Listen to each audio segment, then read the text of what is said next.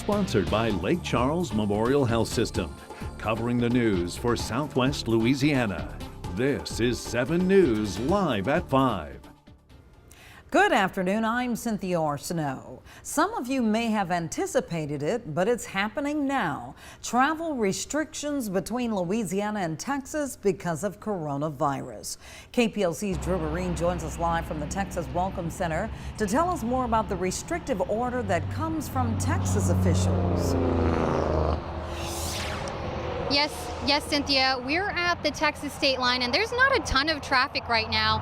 And here at the Welcome Center, there are a few troopers, but some of them are pulling away at this moment. Oh, just pulling around, but there are only a couple at this moment. So far, we have not seen anyone get pulled over. And Governor Greg Abbott ordered that those entering Texas from Louisiana, which is considered a hotspot, will have to quarantine during their time in Texas up to 2 weeks. Texas Department of Public Safety will be enforcing this order. Starting today, people who are traveling into Texas from any hotspot must have a form designating a place where that person will quarantine in Texas for 14 days or the duration of their time here. According to the order, DPS agents will make unannounced visits to the provided location to ensure their compliance. Some residents and travelers here at the Texas Welcome Center today say they think it's a good idea. It's a good thing. And why? Well, just in case, we don't know if we have the virus unless you go get checked, right? So if you don't know, it's just safe. This virus is spreading at an exponential rate. So, got to put a stop to it somehow. Governor Abbott's order does not apply to military service, emergency response, or critical infrastructure functions. Those who violate the quarantine can face a fine of up to $1,000, 6 months in jail, or both. Now, we've gotten a lot of questions about this order. We've reached out to Texas DPS and are awaiting those answers. Live at the Texas state line, Drew Marine, KPLC 7 News.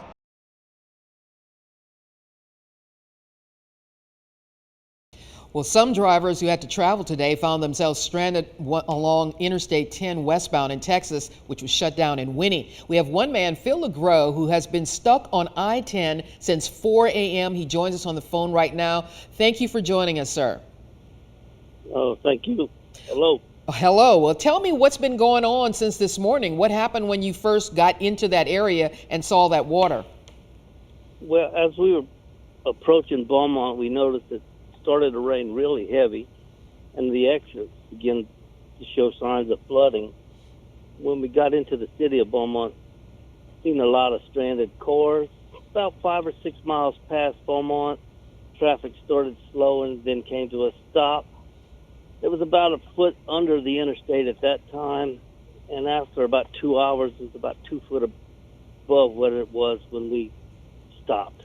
We've got about a foot now. All right. Over the road outside. So how are you coping with this right now?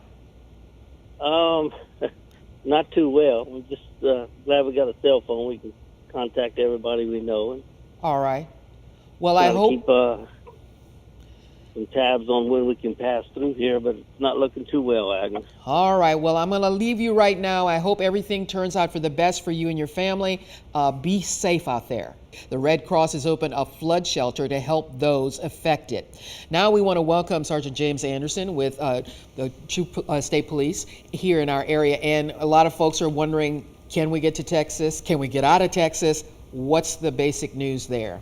Well, good afternoon, Agnes. I can tell you this. You can get out of Texas.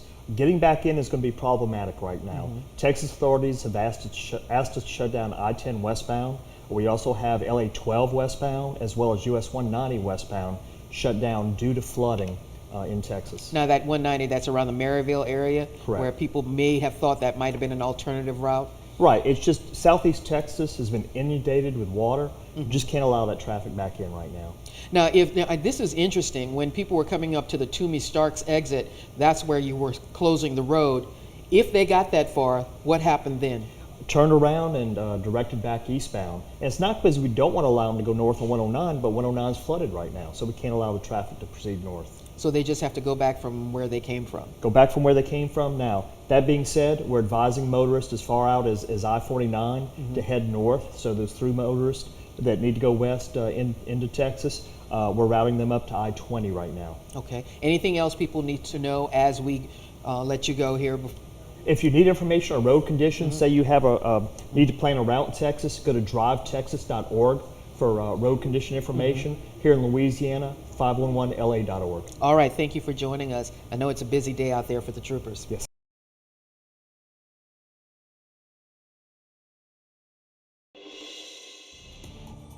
People are lined up and anxiously awaiting President Trump's arrival to the lake area. And the governor was also in town this afternoon to give one last push to the polls. And fall weather is here. Our cold front has moved through. This is the low temperature forecast for the next couple of days. The weekend is going to be nice. I'll have a look at the detailed forecast coming up in just a couple of minutes. Sponsored by Lake Charles Memorial Health System, covering the news for Southwest Louisiana. This is 7 News live at 5.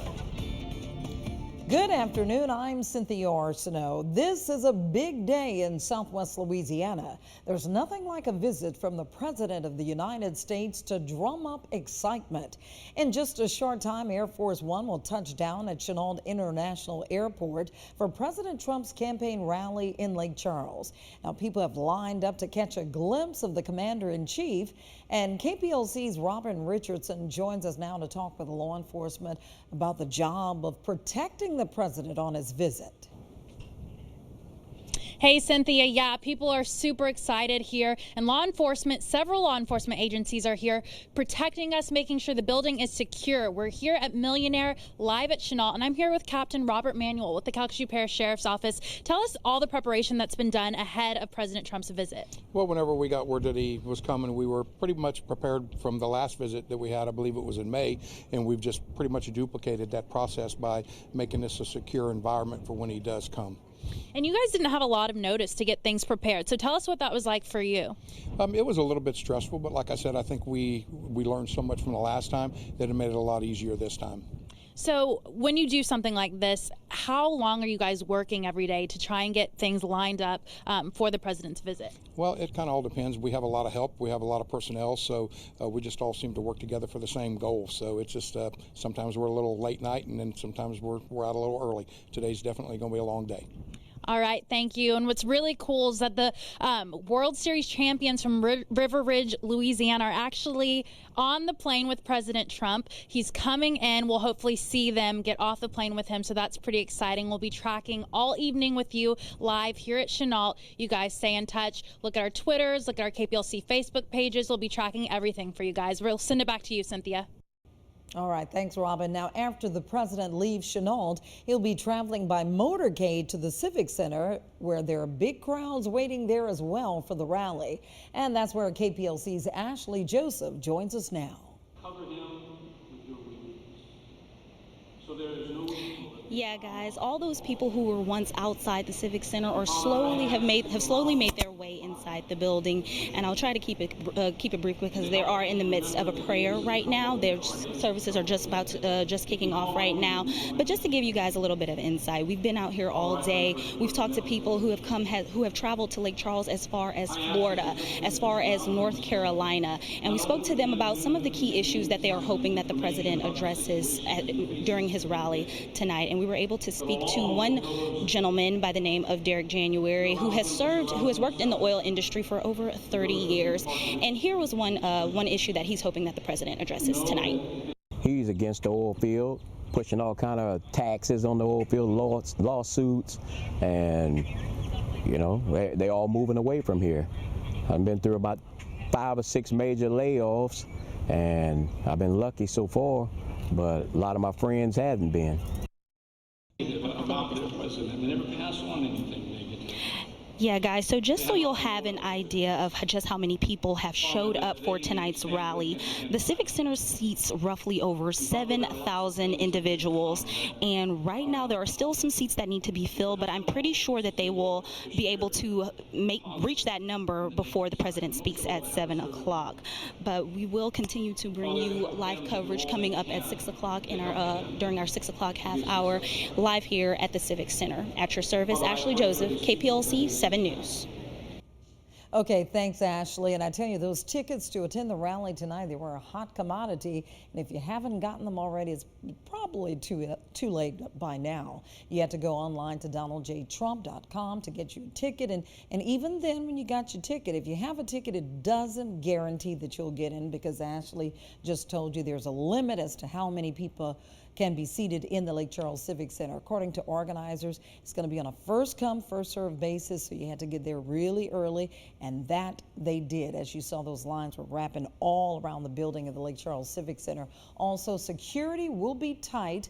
There's a long list of items that you cannot bring into the Lake Charles Civic Center. You can find that list on our website at KPLCTV.com. And be sure to tune in to our live coverage of the president's visit to Southwest Louisiana. We're going to begin at 6 p.m. right here on KPLC. We're going to watch him land. We're going to watch the motorcade. You can watch that GOP rally also hosted by the president. You can watch it live beginning at 7 p.m. on KPLCTV.com. And then let's not forget, in the frenzy of a presidential visit, what this is all about.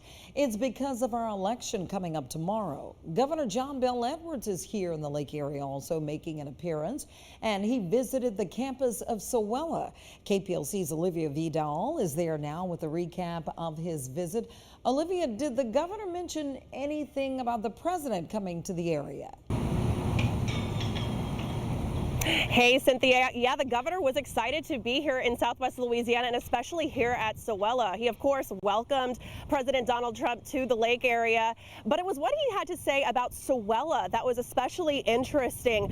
Right here in Southwest Louisiana, this community college is making a big impact on job growth across the state. You've seen the headlines. Sewella's enrollment numbers are up this year, especially this year with record numbers. The governor said the training and education that students receive here at Sewella is just very attractive to businesses here coming into the state, especially if we can bring more diversity to the workforce. He says this would mean by bringing more high-tech businesses to the state. He says if elected a second term, he wants to continue working on workforce development and making sure students are equipped with the skills they need for quality jobs here in Louisiana.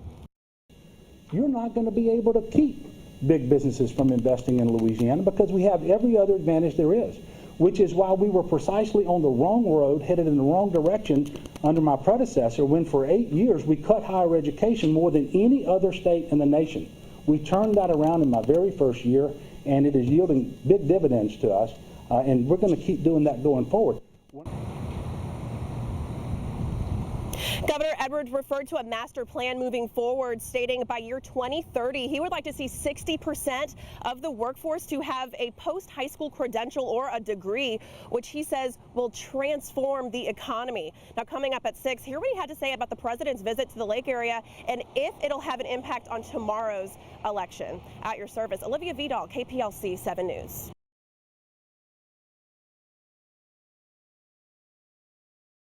Drew Marine did get a chance to talk to him about a variety of subjects, and Drew joins us now. Thanks, Agnes. Today, President Trump made remarks addressing the situation in northern Syria, and I spoke with Senator Bill Cassidy, who says he didn't support the withdrawal of troops from the region. We have very few troops there, but the few troops we had made a huge difference, and I disagree with pulling those troops out. I'm not at all for endless wars, and I'm not for having our young men and women in harm's way. But it does seem as if we have reached some sort of steady state, and our troops there provided stability to a situation which has been very unstable. Cassidy addressing lots of topics today, from the impeachment inquiry to coastal erosion. To hear more from Cassidy, you can go to our website, KPLCTV.com. At your service, Drew Marine, KPLC 7 News. Happening now in Cameron, the Rockefeller Wildlife Refuge is celebrating 100 years of conservation efforts in the community. And that's where we find KPLC's Ashley Joseph with an inside look at today's event. Hey, Agnes. The Rockefeller Wildlife Refuge is known as the crown jewel of the Louisiana Department of Wildlife and Fisheries. Established in 1919, today it's celebrating 100 years of service, not only to the Southwest Louisiana community, but to the state as a whole. Since Hurricane Rita and the aftermath that it left behind on parts of the state, especially in Cameron Parish, officials here at the refuge are making it a point to let state and federal officials know how important the resources are in this area. Recently acquiring funding to address the coastal erosion issue plaguing the Louisiana shoreline.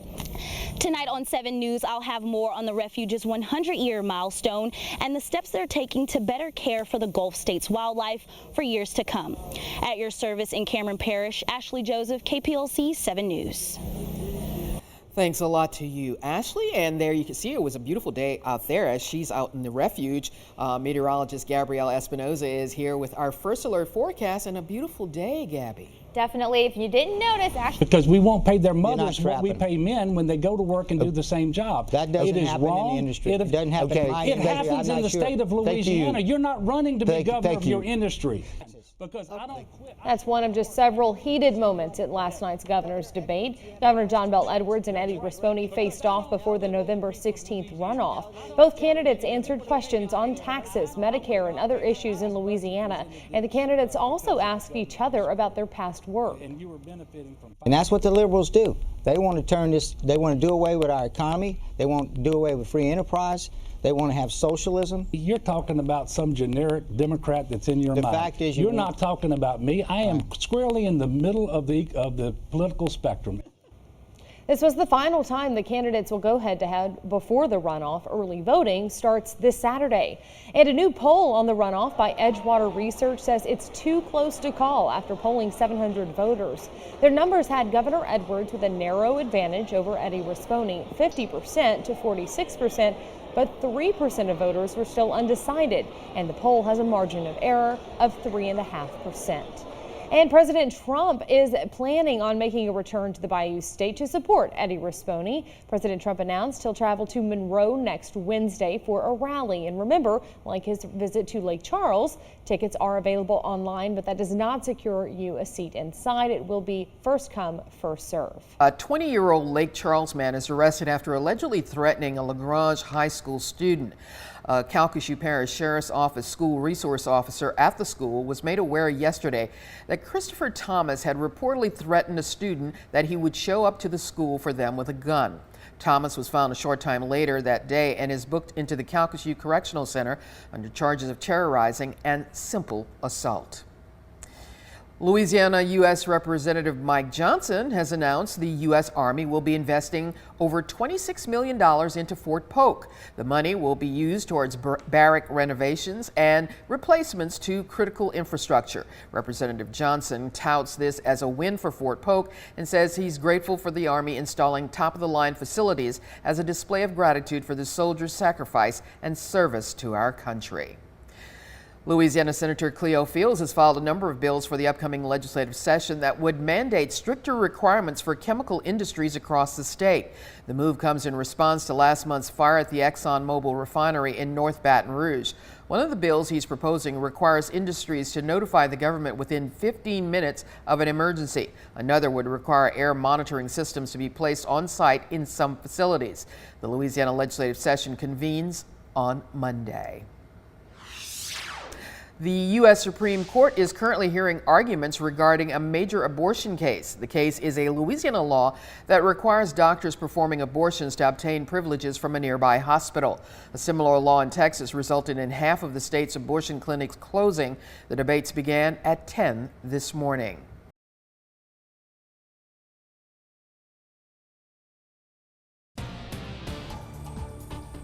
Next, a Sulphur Police Corrections officer is arrested after being pulled over last Saturday. And today was the annual meeting of the Louisiana oil and gas industry. See what was on the agenda coming up. The Pentagon has released drone footage of the raid to take down an ISIS leader. That story, when Live at 5, continues. Next, we go to Tennessee to view the aftermath of the deadly tornado that ravaged that state. And with 14 states and their delegates up for grabs, we preview tonight's Super Tuesday coverage here on KPLC. Next, when Live at 5 returns, in a surprising move, the Vatican opens up a controversial period in the church's history to scholars.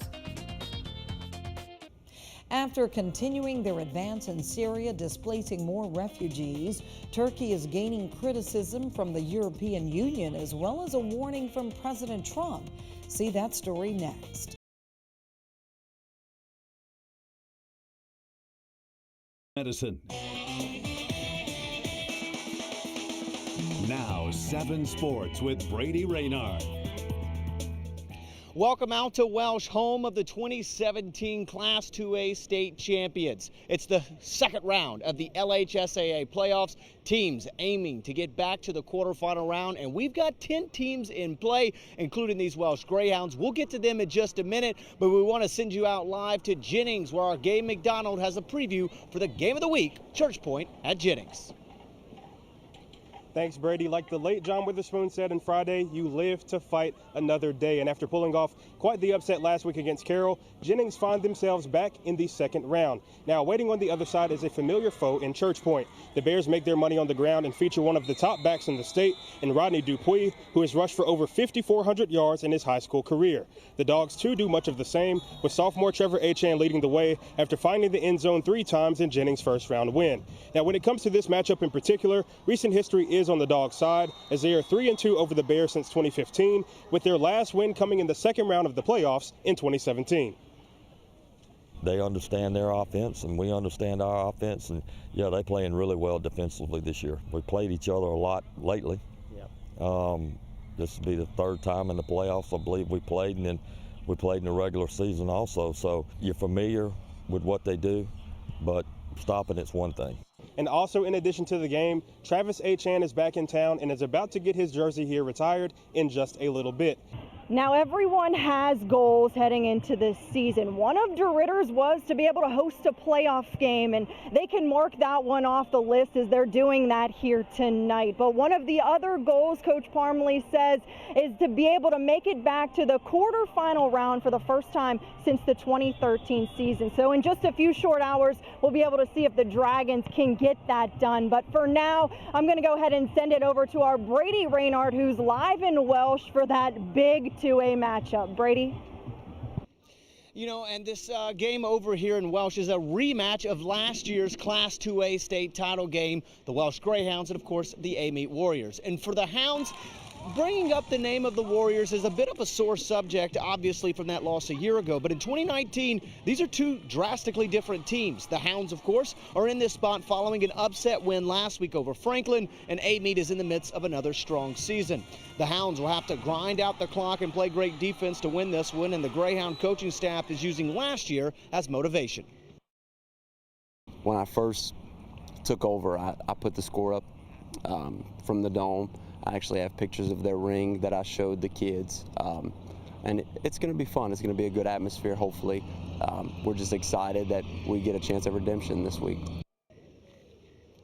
In addition to those games, here's the full slate tonight. Leesville and Kinder also at home, while the rest of our coverage teams all on the road. You can catch the highlights of those games coming up tonight on Touchdown Live and TDL Overtime, of course, every night at 11 o'clock.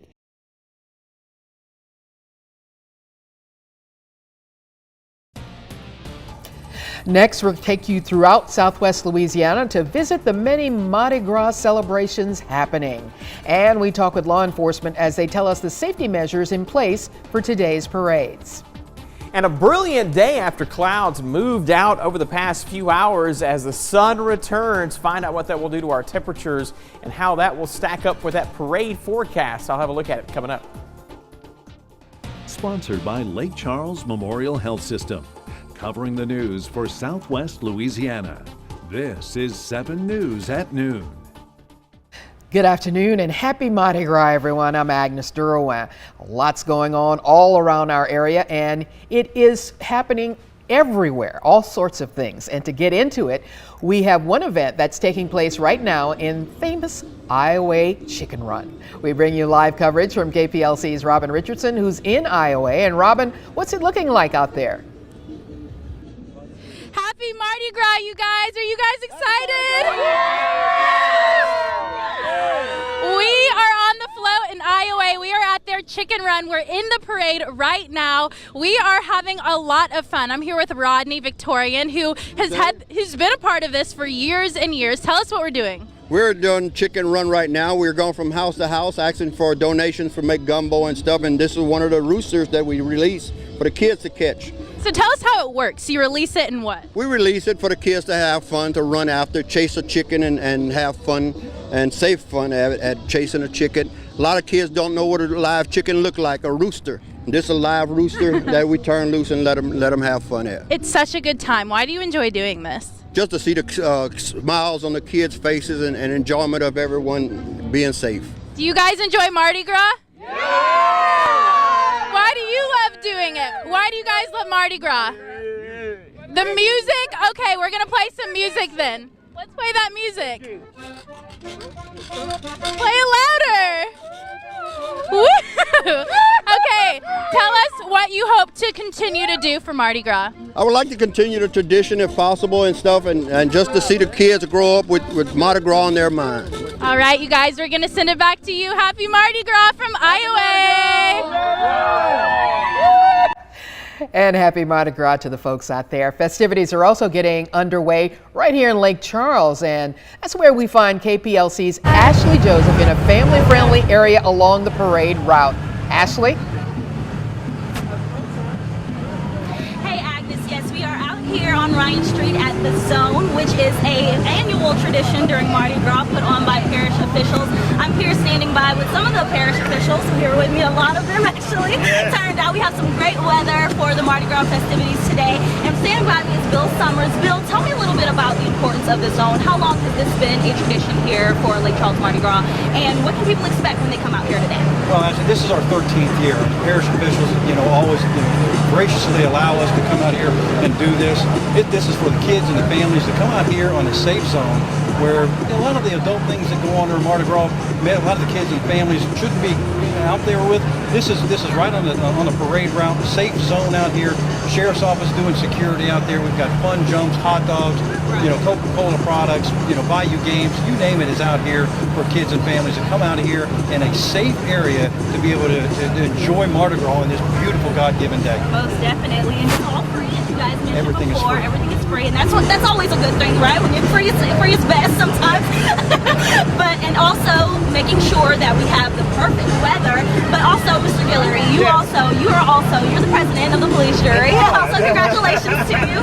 But kind of talking about, just kind of echoing what Bill said about just the importance and making sure the kids have a safe space. Yeah, this is a great place to be every year. Like I say, 13 years, and this has been alcohol-free and tobacco-free. We have the fire truck coming also. I think they're here on the way. Fire truck that the kids love to get on. Cokes, hot dogs. It is just a good time out here. We're telling everybody, please come on out here. This is a great place to be. No other place to be but right here. I got Eddie here, Mr. Roger, Mr. Ashley, Anthony, and that other young man. Most definitely. Everybody turned out today. It's perfect weather. If you guys haven't gotten out here, you still have plenty of time. The Kids Zone or the Zone will be open from noon until 4. And so if you have some time, get on out here. Back to you. Come on out. They're saying come on out, and it should be a beautiful day for a parade. We have meteorologist Ben Terry is here with our first alert, Mardi Gras les éléments roulés forecast. That's right, Agnes, and it's getting to be a perfect noon hour. In fact, looking over from our downtown Skycam, we can see some of the crew members setting up on the floats. Of course, these getting ready for the big Crew of Crews parade at 5 o'clock roll time. You can see the Crew du Lapin Martel. They're setting up their floats, getting some of the beads on there. You can see how bright the sun is. This is looking out over toward the Civic Center parking lot area. 60 degrees downtown. 62 is where we stand with that temperature at the airport. East to northeast winds at 8, and it has sharply cut the dew point down to 50, so the air is certainly a very comfortable. Humidity values will continue to be dropping on through the afternoon, and that's going to send temperatures up a little more as we head our way toward the afternoon hours. Your 2 o'clock temperature 69 will be up to about 70 degrees at 4 o'clock, just right for those parades set to roll there later this afternoon. What are we tracking? Well, a blustery Wednesday and even the possibility of a frost and freeze later this week. We'll take a full look at all that coming up in the forecast for you in just a few minutes. Agnes? All right, thanks a lot to you, Ben. Carc of Lake Charles started its Mardi Gras celebrations with the second annual parade this morning. Spectators sported their purple, gold, and green attire as floats rolled through the facility. Dale Bennett says it's important for the clients to get a taste of Mardi Gras fun. A lot of them is handicapped, they can't get out. So this is the only parade they get to go to.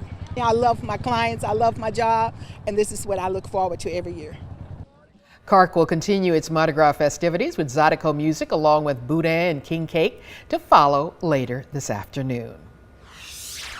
Well, the deadly accidents in New Orleans are still fresh in the minds of Southwest Louisiana parade goers, so safety is a top priority this Mardi Gras for law enforcement. We spoke to Calcasieu Parish Sheriff Tony Mancuso to see how they are ramping up safety efforts at this afternoon's Crew of Crews parade. You guys are going to be throughout the parade route, but not just in uniform. You're actually going to be in the crowds. That's right. We have some undercover agents that'll be working throughout the parade route. Those are looking for drugs and drug usage, and then also vehicle crimes. Making sure nobody's breaking into vehicles while they're at. We'll have all of our assets. We have cameras along the parade route. We'll have our plane up in the air that can pretty much see everything, whether it be daytime or nighttime. So, we're prepared for this. We just need the public to do their part. They need to be vigilant and, watch their alcohol consumption, have a good time, but be mindful of that and just be careful. Sheriff Mancuso says if you need assistance, the Calcasieu Parish Sheriff's Office has set up several command centers located on the corner of 18th Street and Ryan Street near Church's Chicken on Ryan and in the Albertson parking lot. Mardi Gras events still to happen today. In conjunction with Seven Slots Society, Jeep lovers unite to roll down Ryan Street in this Jammin' Jeep parade at 2 p.m. And more than 100 floats will be rolling in the Crew of Crews parade today at 5 p.m. The route will start at Borderlac Drive. For more information on other events, routes, and times, you can head over to our website at kplctv.com or check your 7 News mobile app. And we want to see how you are celebrating a Southwest Louisiana Mardi Gras. That's why we're asking you to share your photos with us. All you have to do is log on to kplctv.com or your mobile app and click on the Mardi Gras tab. And don't forget, garbage pickup is rescheduled for today. The City of Lake Charles and the Department of Public Works will be closed to celebrate the Mardi Gras holiday. Trash pickups for today, Tuesday, will be set up for tomorrow. All recycling stations will also be closed, reopening tomorrow as well. Well, when 7 News at Noon returns, we head to the epicenter of Mardi Gras celebrations as the Big Easy prepares to party.